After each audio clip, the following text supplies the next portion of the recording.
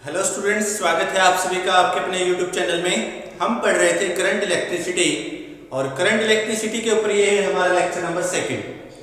हमने पढ़ लिया था अभी तक करंट इलेक्ट्रिसिटी के बारे में, चार्ज कैरियर के बारे में, ईएमएफ के बारे में और ड्रिफ्ट वेलोसिटी के बारे में। तो आज हम जो पढ़ने जा रहे हैं वो है सबसे पहले इलेक्ट्रिक करंट। क्या है? Electric current. तो हमारा आज का जो फर्स्ट टॉपिक है वो यही है, इलेक्ट्रिक करंट। क्या होता है electric current? It is defined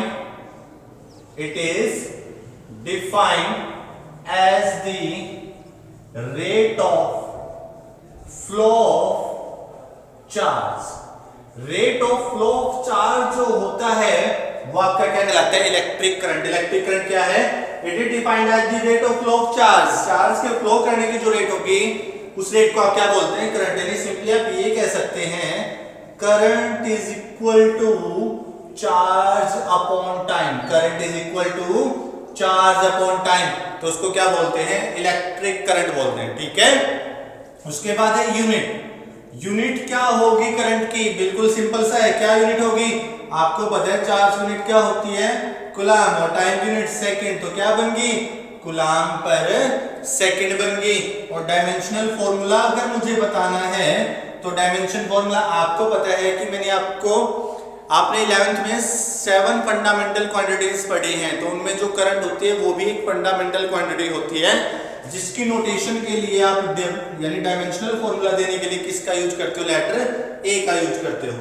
एक और ये जो यूनिट है कूलम पर सेकंड, ये एम्पियर ने बताई थी, तो इसी वजह से इसको एम्पियर भी बोला जाता है। यानी आप ये कह सकते हैं कि जो इलेक्ट्रिक करंट है उसकी जो यूनिट होती है वो क्या होती है? एम्पियर होती है। क्या होती है?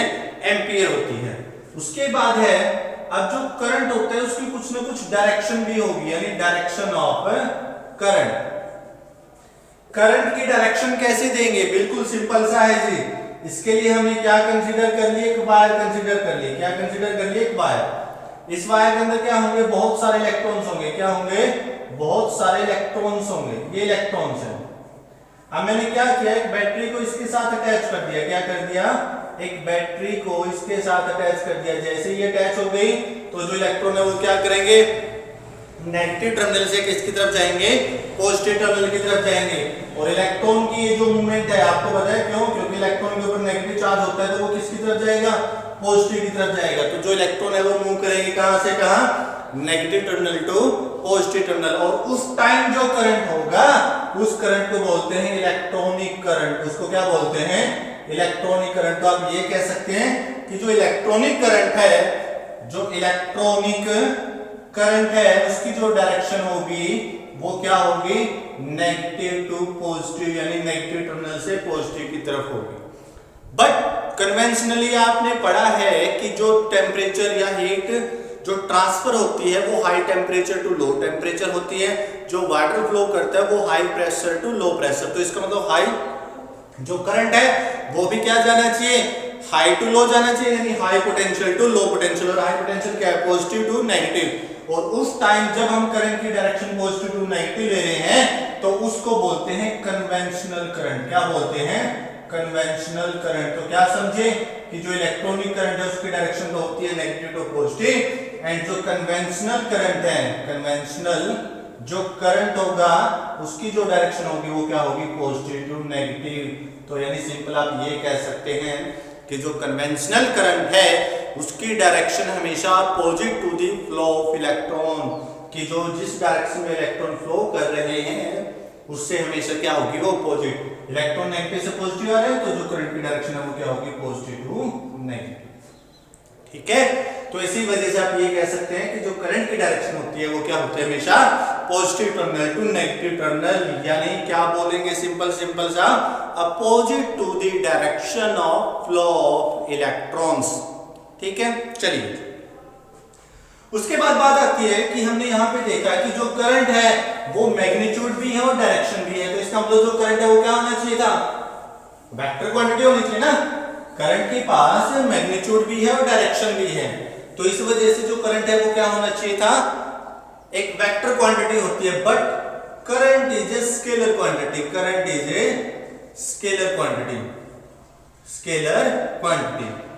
मैंने कहा कि जो करंट है वो एक वेक्टर क्वांटिटी होना चाहिए था। क्यों? क्योंकि हमने पढ़ा है कि वेक्टर वो क्वांटिटी होती है जिसके पास मैग्नीट्यूड और डायरेक्शन दोनों हो, और करंट के पास दोनों है, बट फिर भी ये क्या है, एक स्केलर क्वांटिटी है। वाई? क्वेश्चन राइज होता है ना, क्यों ऐसा है कि करंट एक स्केलर क्वांटिटी है? तो उसके पीछे का रीजन बिल्कुल सिंपल सा है। आपको पता है कि अगर मैं वेक्टर, एक सिंपल वे में तो ये भी कह सकता हूं कि करंट के लिए जितने भी लॉ यूज होते हैं वो सारे के सारे अलजेब्रिक लॉ ही यूज होते हैं। यानी जब आप ऐड करोगे तो अलजेब्रा की टर्म में करोगे, ना कि वेक्टर की टर्म में उसको ऐड करेंगे। दूसरा, आपको पता है कि अगर कोई वेक्टर क्वांटिटी है तो उसकी जो प्रोडक्ट हम लेते हैं, तो प्रोडक्ट अगर आप लोगे तो क्या, ए का मैग्नीट्यूड बी का मैग्नीट्यूड cos ऑफ थीटा। ऐसे ही अगर मैं क्रॉस प्रोडक्ट करता हूं तो ए क्रॉस बी, ए का मैग्नीट्यूड बी का मैग्नीट्यूड sin थीटा। इसका मतलब कि दो वेक्टर्स की जो प्रोडक्ट है वो एंगल थीटे पे डिपेंड कर रही है। किस पे डिपेंड कर रही है? एंगल पे। तो मान लीजिए आपके पास ये वायर है, ये वायर आप अगर डायरेक्ट फैन में लगाओगे तो भी फैन ऑन होगा, और अगर आप ऐसे करके लगाओगे तो भी फैन ऑन होगा। तो क्या समझे कि करंट या तो ऐसे जाए या ऐसे जाए, तो उससे करंट की वैल्यू पर कोई भी जो करंट की वैल्यू है वो उस बात पे डिपेंड ही नहीं करती कि वो किस डायरेक्शन में कैसे फ्लो कर रहा है, यानी अपवार्ड जा रहा है, डाउनवर्ड जा रहा है, कैसे वो मूवमेंट करेगा वायर के थ्रू। तो इसी वजह से यानी आप सिंपली ये कह सकते हैं कि जो करंट है वो किसी एंगल पे डिपेंड नहीं करता, जबकि वेक्टर क्वांटिटी एंगल पे डिपेंड करती हैं। तो इसी वजह से जो करंट होता है वो क्या होता है, एक स्केलर क्वांटिटी होता है। क्या होता है? एक स्केलर क्वांटिटी होता है। ठीक है जी, चलिए। उसके बाद हमारा जो टॉपिक है वो है मोबिलिटी। क्या है जी? मोबिलिटी। क्या होता है ये मोबिलिटी? अब बिल्कुल सिंपल सा है। क्या होती है मोबिलिटी? मोबाइल करना। मोबाइल का मतलब मूवमेंट करना, तो मोबिलिटी। क्या है मोबिलिटी? इट इज डिफाइंड, क्या होती है?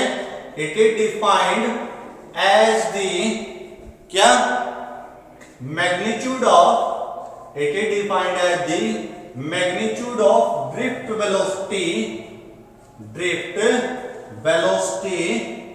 पर unit electric field, per unit electric field. यानी ड्रिफ्ट मोबिलिटी जो होता है वो क्या होता है? It is defined as the magnitude of drift velocity per unit electric field. Drift velocity को पर यूनिट इलेक्ट्रिक फील्ड से अगर आप डिवाइड कर देंगे तो वो क्या दे देगा? मोबिलिटी। और याद रखना, मोबिलिटी को म्यू से रिप्रेजेंट किया जाता है। किसके बराबर होगी? vd by e। किसके बराबर होगी? vd by e। समझ गए जी? अब आपको vd की वैल्यू पता है, we know vd is equal to, last video में आपने पढ़ा है vd की वैल्यू क्या थी? माइनस के ए टाउ बाय एम, माइनस के ए टाउ बाय एम पढ़ा था। ये माइनस इस वजह से आया था, क्यों? क्योंकि वहां पर इलेक्ट्रॉन्स आप ले रहे थे। तो अगर मैं वैल्यू पुट करूं तो ये क्या बन गया? A tau by M divided by A. A से E cancel out, then we have E tau by M, E tau by M. This is the mobility. ठीक है, तो अगर आपको इलेक्ट्रॉन के लिए निकालनी है मोबिलिटी, इलेक्ट्रॉन के लिए म्यू इज इक्वल टू क्या हो जाएगा? ई टाउ बाय एम। क्या हो जाएगा? ई टाउ बाय एम हो जाएगा।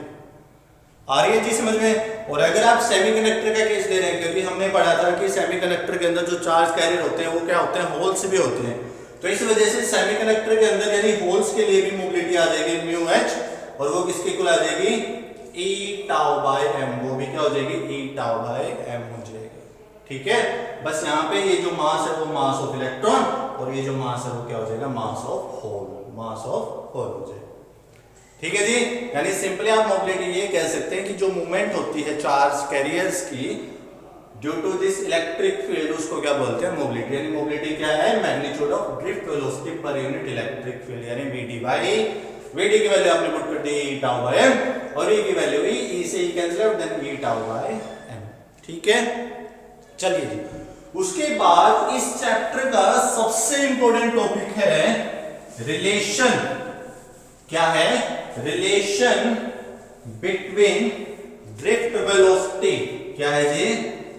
Relation between drift velocity and current. ड्रिफ्ट वेलोसिटी और करंट के बीच में आपको क्या देना है, रिलेशन देना है। ठीक है, कैसे देंगे, बिल्कुल सिंपल सा है। हमने कंसीडर कर लिया एक वायर, क्या कंसीडर कर लीजिए एक वायर। ये जो वायर इसकी जो लेंथ है वो L है, इसका जो एरिया ऑफ क्रॉस सेक्शन है वो A है, और इसके साथ एक पोटेंशियल हमने प्रोवाइड करवा दी, इसके एंड्स को V पोटेंशियल आपने इसको दे दिया, क्या दे दिया, V पोटेंशियल दे दिया। ये मैंने करंट की डायरेक्शन शो कर दी, positive to negative.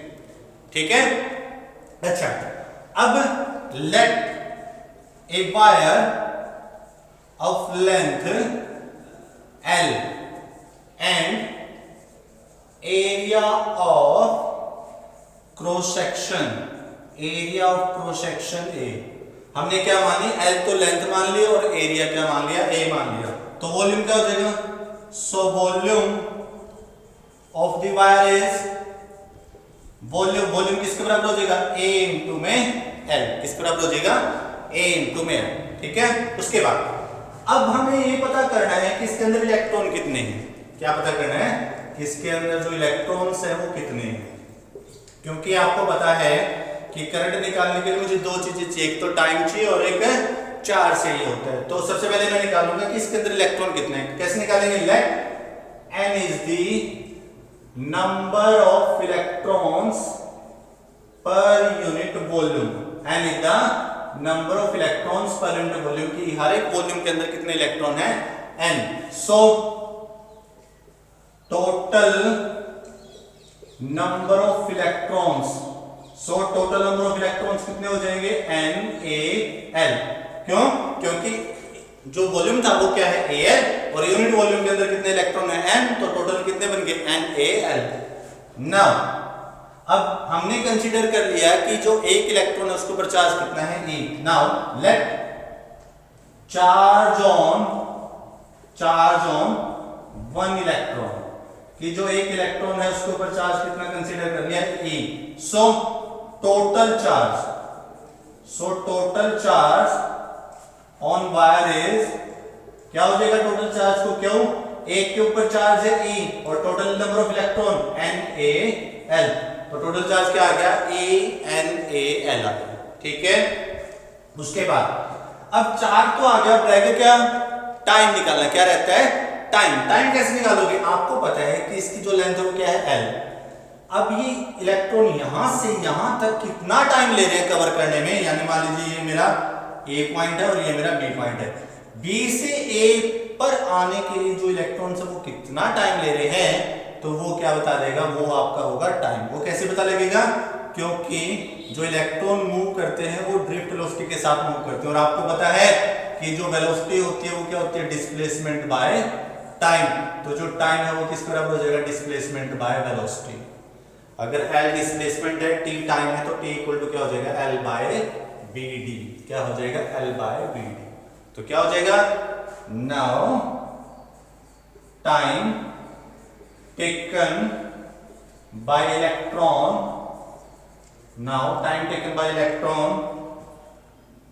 for moving B to A, B से A पर जाने के लिए जो टाइम लगेगा वो कितना लगेगा, सिंपल सा है, बताओ, T is equal to L by B। T is equal to L by B। ठीक है, चलिए, उसके बाद आपने चार्ज भी निकाल लिया और टाइम भी निकाल लिया। अब क्या निकाल सकते हो, current. So current in the wire, current in the wire I is equal to क्या हो जाएगा, चार्ज अपॉन टाइम, यानी Q बाय T, और Q की वैल्यू ANaL और T की वैल्यू L बाय B। तो L से L कैंसिल आउट, तो क्या बना, ANaV। तो यहां से हमारे पास क्या आया, करंट के लिए I इक्वल टू जो होता है वो होता है NeABD। तो ये रिलेशन है किसके बीच में, करंट और ड्रिफ्ट वेलोसिटी के बीच में। सिंपल सा है, क्या करते हो, हमने एक वायर कंसीडर कर ली L जिसकी लेंथ है और ये एरिया ऑफ क्रॉस सेक्शन है। उसके बाद हमने क्या कर दिया, V पोटेंशियल दे दिया। अगर L A इसकी लेंथ और एरिया है तो जो इसका वॉल्यूम है वो क्या होगा, AL होगा। अब उसके अंदर हमने जो n number of electron consider कर लिए, अगर n नंबर डेंसिटी बोलते हैं जिसको n को, n is the number of electrons per unit volume. Unit volume के अंदर कितने इलेक्ट्रॉन है? n इलेक्ट्रॉन है। तो Al वॉल्यूम के अंदर कितने होंगे? NaL। एक इलेक्ट्रॉन पे चार्ज E, तो टोटल चार्ज क्या हो जाएगा? EnAl। तो टोटल टाइम टेकन, अब क्योंकि आपको पता है कि करंट निकालने के लिए मुझे दो चीजें चाहिए। क्या क्या चाहिए? एक तो चाहिए आपको करंट निकालने के लिए, एक तो टाइम चाहिए और एक चाहिए होता है आपको चार्ज। तो इस वजह से टाइम निकालने के लिए मेरे पास क्या है? L/Vd। तो आपके पास जो टोटल करंट है वो किसके इक्वल हो जाएगा? Charge upon time. चार्ज की value EnAl divide by time की वैल्यू L/Vd। L से L cancel out, then I is equal to NaVd। मैं आपको एक बात और बता देना चाहता हूं यहाँ पे, आपको अभी मैंने बताया था मोबिलिटी। मोबिलिटी क्या था? Drift velocity per unit electric field. तो अगर मैं यहाँ से Vd की वैल्यू निकालूं तो क्या हो जाएगा? वो म्यू इनटू में E। क्या हो जाएगा? म्यू इनटू में E हो जाएगा। ये वैल्यू यहाँ पुट करना Vd की, तो आपके पास रिलेशन आ जाता है करंट और ड्रिफ्ट वेलोसिटी के बीच में। किसके बीच में? करंट और ड्रिफ्ट वेलोसिटी के बीच में। तो ये रिलेशन है, क्या है कि I इज इक्वल टू जो होता है वो होता है NeA म्यू E। ठीक है जी, उम्मीद है आपको ये वीडियो पसंद आएगा। अगर आपको ये वीडियो पसंद आए तो वीडियो को कीजिए लाइक, अपने दोस्तों के साथ वीडियो को कीजिए शेयर और हमारे चैनल को कीजिए सब्सक्राइब और हमारे साथ बने रहिए। धन्यवाद। जय हिंद।